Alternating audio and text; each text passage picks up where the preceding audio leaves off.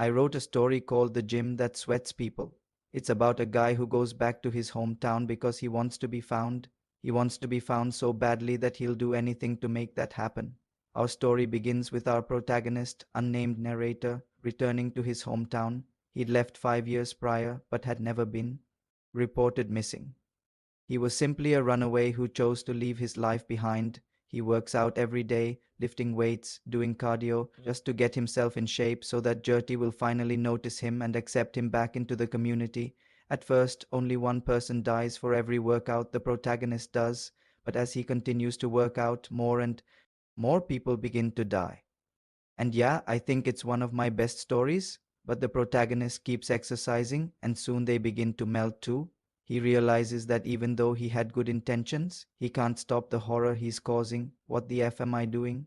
He asks. But the problem is, every time the protagonist sweats or loses weight, someone else in town melts into a puddle of sweat, their bodies disintegrate.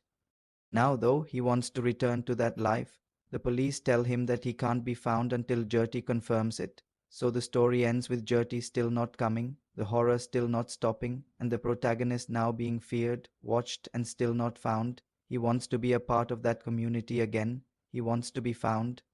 When he gets back, though, the police tell him that he can't be found until a man named Gerty has seen him with his ears, heard him with his eyes, smelled him with his skin, and tasted him with his nose.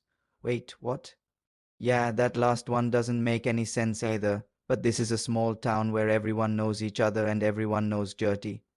Everyone except Gerty knows that if he were to smell the protagonist, he would die. So the protagonist starts going to the gym. The townspeople beg him to stop exercising, but he doesn't.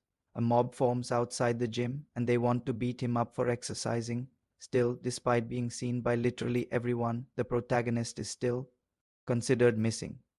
It's a surreal, dystopian story about being trapped in a twisted set of rules where existence depends on abstract, impossible recognition.